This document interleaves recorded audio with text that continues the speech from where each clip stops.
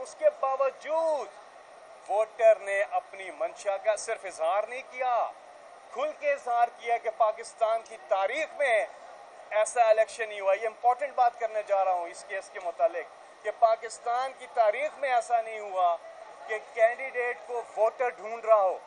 पहले candidate voter को ढूंढता था, इस बार वोटर ने कहा सिर्फ ये बताओ इमरान खान ने हाथ किस पे रखा है, मैंने उसको वोट देना है, सिर्फ ये बताओ। बैंगन है निशान, कोई निशान भी है, उसने इतनी मंशा को उसने इजहार किया, एक्सप्रेस किया। इसी वजह से जो मखसूस नशिस्तें हैं, ये मखसूस नशिस्तें किसी खास के लिए नहीं होती, किसी खास पार्टी के लिए नहीं होती, ये मखसूस नशिस्तें अवाम के लिए होती हैं। जिसे अवाम मुंतखब करता है उसी के लिए ये मखसूस नशिस्तें होती हैं। रिजर्व सीट्स चाहे वो अकलियतों की हो, ख़वातीन की हो, इस पे आइन बड़ा वाज़ेह है, बिल्कुल क्लियर है। उसमें लिखा हुआ है each party will get, each party, हर एक पार्टी को वो नशिस्तें मिलेंगी जिसकी पार्लियामान में नुमाइंदगी जो कि जीत के आए। तो ये लोगों ने फैसला किया है, इसलिए यहाँ पे वोटर के राइट का सवाल है। जब इलेक्शन होता है आप उसे चॉइस देते हैं कि आप चूज करें किसको वोट देना है, तो जब वो चूज कर लेता है, पहले बीच में आ जाता है फॉर्म 47, एक तरफ वहाँ पे आप देख लें, दूसरी तरफ फिर मखसूस नशिस्तें नहीं दी जाती, तीसरी तरफ वो पार्टियां नशिस्तें ली जाती हैं जिन्होंने वो सीटें जीती नहीं होती, जिनका हक ही नहीं है उन पे। तो खैर इंशाल्लाह जिस तरह से आर्गूमेंट चल रहे हैं, इंशाल्लाह इमरान खान के जितने कैंडिडेट्स थे उनको उनके अगेंस्ट जितनी अकलीतों की और ख़वातीन की जो मखसूस नशिस्तें हैं वो इंशाल्लाह उनको मिलेंगी। ये उनका राइट है, ये वोटर का राइट है, ये फंडामेंटल एक चीज़ है। जमहूरियत हो ही नहीं सकती कि अगर आप एक आदमी से पूछे भाई वोट किसको देना है, वो वोट किसकी ओर को दे और चला कहीं और जाए और फिर मखसूस नशिस्त भी कहीं और चले जाए, ये जमहूरियत नहीं होती। अगर इलेक्शन में सिर्फ इलेक्शन में जमहूरियत होती तो आज जिम्बाब्वे में भी जमहूरियत होती। सिर्फ इलेक्शन में जमहूरियत नहीं है, साफ और शफाफ इलेक्शन में जमहूरियत है। शुक्रिया। कमल, मैं बात कर लूँ? हाँ जी, कमल जी मैं जरा बात कर लूँ जी, उसके बाद सेंटर में। जी बिस्मिल्लाहिर्रहमानिर्रहीम। जैसा कि आपको मालूम है कि ये मखसूस नशिस्तें जो अक़लियतों की और ख़वातीन की हैं, मैं यहाँ पर थोड़ा सा रिकैप कर दूँ।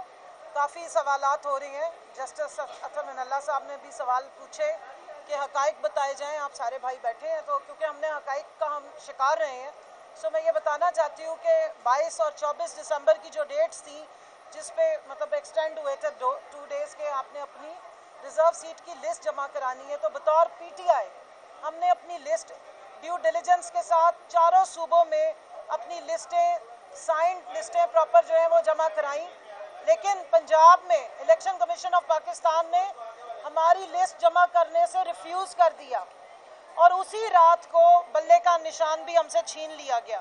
ये भी बताती चलूँ समेत मेरे जो हमारे पेपर्स जमा कराने के लिए जब हम इलेक्शन कमीशन में रिजर्व सीट्स के लिए भी जा रहे थे तो वहाँ पुलिस गर्दी की गई, हमारे पेपर्स छीने गए।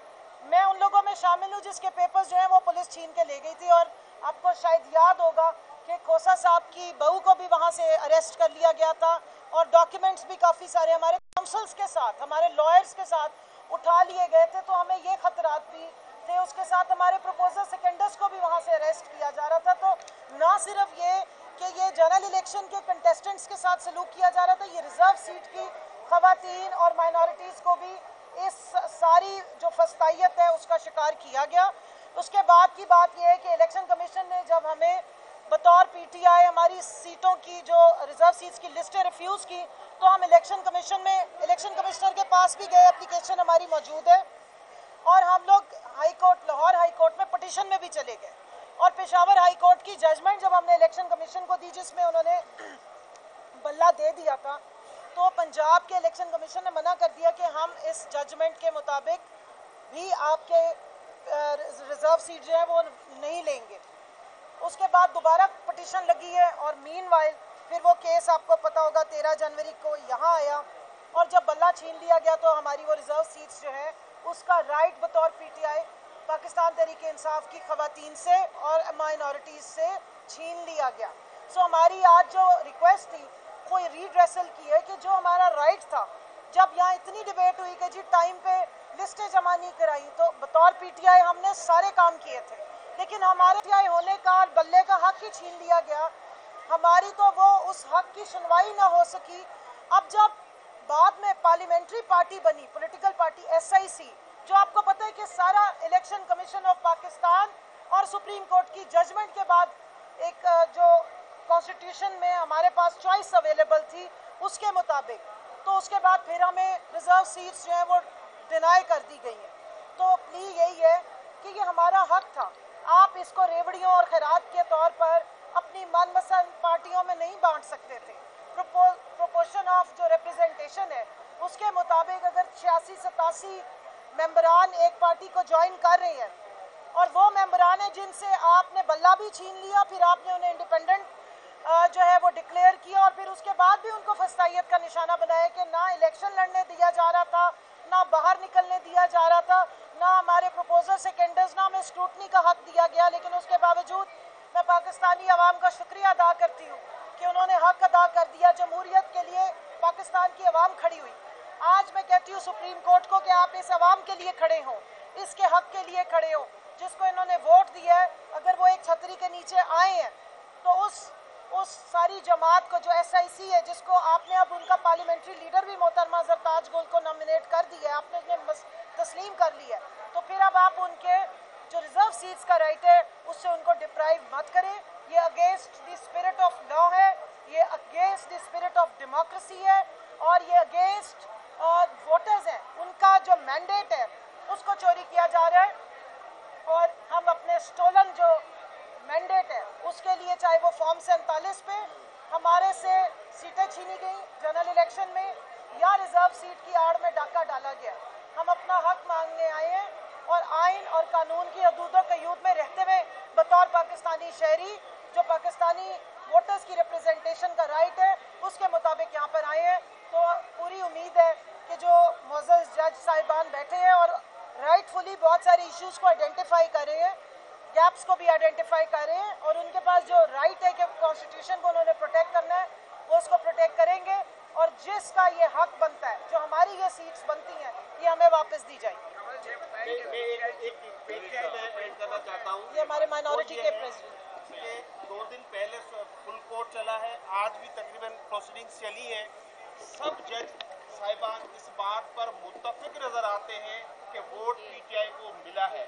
अब वोट अगर पीटीआई को मिला है तो पीटीआई की सीट्स किसी और पार्टी को कैसे दी जा सकती है, इस बात पे पूरा कोर्ट मुत्तफिक नजर आ रहा है कि ये जो वोट मिला है वो पीटीआई को मिला है। दूसरी बात जो मैंने सुबह भी कही थी वो मैं रिपीट करना चाहूँगा कि इलेक्शन कमीशन ने एक जवाब दाखिल किया है इस केस में, जिसमें उन्होंने कहा है कि सुन्नी इत्तेहाद काउंसिल के जो मेंबर हैं वो सिर्फ एडल्ट मुस्लिम हो सकते हैं, इसलिए ये सीटों के लिए माइनॉरिटी और वुमेन के लिए एंटाइटल्ड नहीं है। लेकिन यही आइन जमीयत उलमा इस्लाम का है तो उनको ये सीटें दी जा रही हैं, लेकिन वो हमारे लिए वो डिस्क्रिमिनेटरी एप्लीकेशन कर रहे हैं। जो मदर विंग होती है उसके लिए क्राइटेरिया अलग होता है और जो बाकी विंग्स होती हैं उनका क्राइटेरिया अलग होता है। जो मुस्लिम एडल्ट की शर्त है वो मदर विंग के लिए है, वो माइनॉरिटी विंग और वुमेन विंग के लिए नहीं होती है। बहुत बहुत शुक्रिया। जी हम बिल्कुल आए सुप्रीम कोर्ट में, हर मौके पे आए। जैसे आज सलमान अकरम राजा साहब ने बताया उनकी पटिशन भी मौजूद है, लेकिन जब जजमेंट आ गई और जिस तरीके से जजमेंट आई और फिर जिन प्रोसीजर्स में हमें डाल दिया गया, आप जानते हैं कि अभी ट्रिब्यूनल के लिए भी केस दोबारा लेकर आए हैं कि ट्रिब्यूनल्स में रिटायर्ड जजेस को लगाने की इलेक्शन कमीशन कोशिश कर रहा है और उसके लिए एक ऑर्डिनेंस भी उसने पास करा लिया। सो बहुत सारी जगहों पे हमारे जो राइट्स थे उसमें बतौर इलेक्शन कमीशन को जो कस्टोडियन ऑफ इलेक्शन होना चाहिए था फ्री एंड फेयर, और उनकी डिस्क्रिमिनेशन नहीं होनी चाहिए थी, वो हमें एक पार्टी नज़र आया है। और यहाँ पर ये बात भी हुई जो मैं आपको बताना चाहती हूँ कि जो सुप्रीम कोर्ट है उसके पास ये जुरिस्डिक्शन, उसके पास ये पावर है, वो अपील सुने बुलाएं, वो तो सो मोटो का भी हक रखती है, उनके पास ये इतनी बड़ी पावर्स है। जब कॉन्स्टिट्यूशन वायलेट हो रहा है, जब अवाम के हकूक़ जो हैं वो मारे जा रहे हैं, तो मैं सिर्फ इतना कहूँगी कि जहाँ मुअज़्ज़ज़ जजेस बैठे हैं वहाँ ऊपर कुछ एक आयत लिखी हुई है कि अवाम के हकूक़ की जो पासदारी है वो इस कोर्ट ने करनी है। तो मेरा ख्याल है कि इस केस को खुद सुनना चाहिए इनको। हम तो लगाते रहे केसेस, हम केसेस लगाते रहे, वो केसेस एडमिट ही नहीं हो रहे। और आज हमारे मोहतरम चीफ जस्टिस साहब कह रहे थे कि सुप्रीम कोर्ट ने तो रिफ्यूज़ नहीं किए, ऑफिस ने रिफ्यूज़ कर दिए। तो मैं मौतबाना गुजारिश करूंगी कि सुप्रीम कोर्ट में एंटर होने के लिए उनके ऑफिस में ही आना पड़ता है।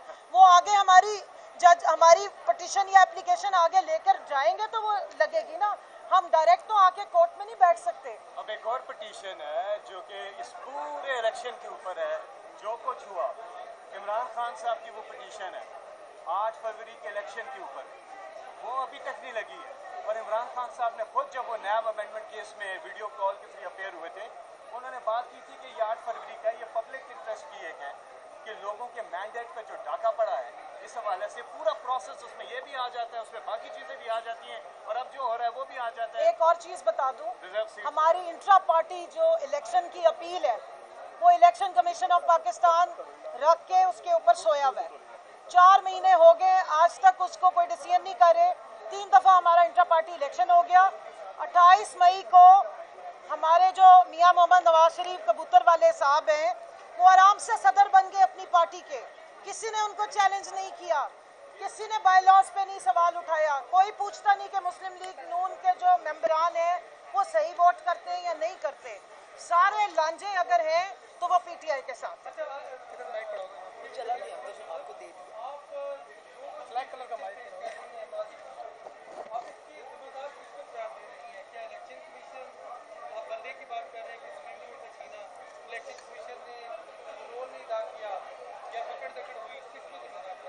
देखिए, पकड़ धक्कड़ हुई, जो मिनल्ला साहब भी बता रहे हैं, ह्यूमन राइट्स की वायलेशन हुई, कैंडिडेट्स की एक्सप्लॉयटेशन हुई। पीटीआई बतौर जमात टारगेट हो रही है आज तक। आज भी हमें कोई प्रोटेस्ट करने की इजाज़त नहीं, कोई कन्वेंशन करने की इजाज़त नहीं, कोई जलसा करने की इजाज़त नहीं, कोई गैदरिंग करने की इजाज़त नहीं। हम बाहर निकलते हैं, हमारे पे FIRs कटती हैं, और FIR भी कोई मामूली नहीं कटती। हमारे पे दहशतगर्दी के चार्जेस लगाए जाते हैं, 7ATA लगाया जाता है। 7ATA तो मेडल्स की तरह बांटा जा रहा है, मुफ्त में मिल जाता है। माशाल्लाह हम सारे 7ATA ज़्यादा हैं। कुलभूषण यादव पे शायद 7ATA नहीं लगी, जिसने इतने बड़े बड़े यहाँ पर बम धमाके किए, लोगों को मारा, लेकिन हमारे जैसे समेत मेरे हम सब पे 7ATA जो है वो माशाल्लाह मेडल्स की तरह चिपका दी गई है।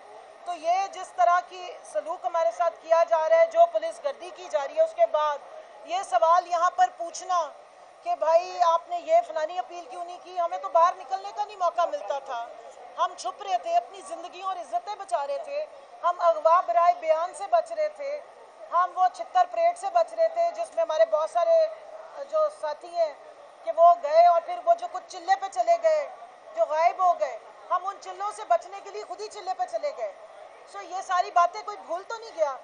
ये 4 महीने में क्या 8 फरवरी से पहले जो सब कुछ हुआ और 8 फरवरी के बाद हो रहा है, वो मुझे नहीं पता कि ये इस सुप्रीम कोर्ट के जो बाहर वाले ऑफिस से उससे आगे तक कैसे पहुंचाया जाए। कोई ख़त लिखा जाए या कुछ और लिखा जाए, क्योंकि खतूत हम लिखते हैं तो वो यहाँ तक पहुँचते नहीं है। तो मैं बाकी सबसे मशवरा मांगूंगी कि बताइए कि क्या वो आलाकार हो, कौन सा कम्युनिकेशन का ज़रिया हो कि हम वो खतूत या वो अपनी आवाज़ें, वो जो छित्तर हमने खाए हैं, वो जो FIR हम भुगत रहे हैं, एक ही FIR 45 जगहों पे हम पे लगाई गई है।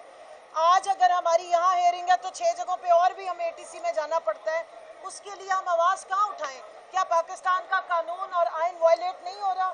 क्या आप मुझे बताएं कि अगर मैं एक जगह पिंडी में मौजूद थी तो मैं उस वक्त फैसलाबाद में भी हंगामे करी थी, मैं उस वक्त जो है वो लाहौर में भी थी, गुजरांवाला में भी थी। आज हमारी खवातीन, चाहे आलिया हमजा हो, चाहे सनम जावेद हो या डॉक्टर यास्मीन राशिद हो, उनको किस तरह एक से दूसरी FIR में इम्प्लीकेट किया जा रहा है? क्या ये सारी बातें आइन के मुनाफी हैं या ऐन आइन के मुताबिक हो रहा है? तो ये सारी बातें मौजूद है, रिकॉर्ड पे मौजूद है। इसमें एक चीज़ ऐड करना चाहूँगा, इस सारी जो धांधली की और ज्यादती की, ह्यूमन राइट्स की वायलेशन की बुनियाद लंदन में पड़ी। जो मोहम्मद जुबैर साहब थे, नवाज शरीफ के स्पोक्स पर्सन, उन्होंने कहा कि बाजवा ने उनसे मुलाकातें की और ये एक प्लान बना किस तरह से एक इलेक्टेड गवर्नमेंट को ओवरथ्रो करने का। उसमें कौन से इदारे शामिल थे, कौन कौन नहीं शामिल था। इसलिए पाकिस्तान तहरीक इंसाफ ये मुतालबा कर चुकी है कि भाई जो मोहम्मद जुबैर एक इल्ज़ाम लगा रहा है, बल्कि वो उनका साबिक गवर्नर है, साबिक गवर्नर है कि वो एक इदारे का सरबराह होकर किस तरह लंदन में उसने मुलाकातें की और किस तरह एक जो इलेक्टेड गवर्नमेंट को ओवरथ्रो किया।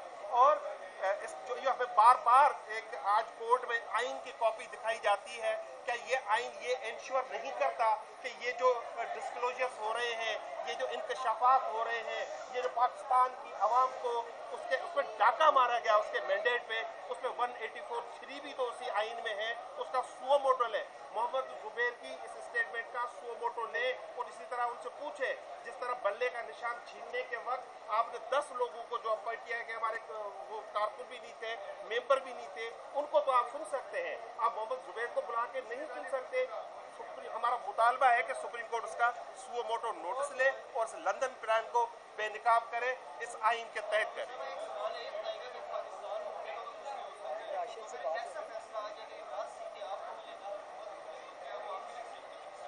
देखिए, हुकूमत को तो एक दफ़ा मिल चुकी है, उनके तो वजीर कानून ने बड़ी बड़ी बातें कर दी, उन्होंने तो आगे बता दिया कि हम आइन का भी अच्छी खासी जो है वो नोक पलक संवारेंगे, आइन का वो फेशियल करने जा रहे हैं, आइन की बल्कि सर्जरी करने जा रहे हैं, उसका चेहरा ही बदलने जा रहे हैं।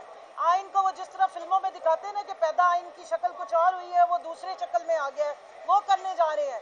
कोई बड़ी बड़ी एक्सटेंशंस की बात हो रही है, बड़े बड़े टेन्योर्स बढ़ाने की बात हो रही है, तो उनको तो ये सीटें गिफ्ट कर दी गई थी और ऐसी गिफ्ट की गई जैसे लाल माली साहब ने बताया कि JUIF में ऐसी खवातीन को सीटें दे दी गई कि JUIF वाले परेशान है कि ये कहाँ से आ गए।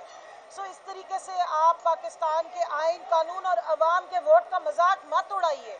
इलेक्शन कमीशन ऑफ पाकिस्तान जो है वो पूरे पाकिस्तान की आवाम की फ्री एंड फेयर इलेक्शन और वोट का जिम्मेदार है, वो किसी 2 या 3 पार्टियों का या PDM का जिम्मेदार नहीं है।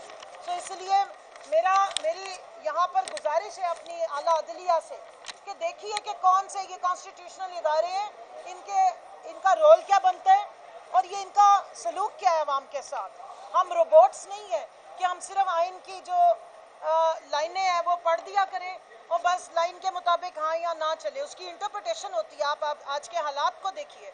अतर मिनल्ला साहब बारहा ये बात पूछ रहे हैं, सवाल उठा रहे हैं कि 8 फरवरी उससे पहले और उसके बाद के हालात को देखें कि आपके मुल्क में इस वक्त कितनी फस्तायत है, देखिए कि क्या आपके इलेक्शन फ्री एंड फेयर हुए हैं, क्या आपके कैंडिडेट्स के साथ जो सलूक हुआ है, जरूरत बनाई गई है, क्या आज से पहले कभी इस तरह के आपको मिसालें मिलती हैं।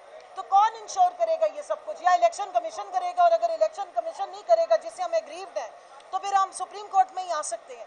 तो सुप्रीम कोर्ट हमारी आवाम की आवाज़ को सुने, क्योंकि ये बैठे इसलिए हैं, आवाम के राइट्स को प्रोटेक्ट करने के लिए बैठे, इसके बाद तो फिर अल्लाह की अदालत रह जाती है। एक आखिरी बात जो मैं कहना चाहूँगा कि आज फैसल सिद्दीकी साहब ने एक ज़बरदस्त आर्ग्यूमेंट किया है, वो ये है कि नवाज लीग जो है उसने जो मेजॉरिटी नहीं ली है वो एक माइनॉरिटी हुकूमत है, अगर ये सीटें उनको मिलती हैं तो ये इतना ही खतरनाक होगा, एक माइनॉरिटी हुकूमत को आइन तब्दील करने का इख्तियार दिया जाएगा।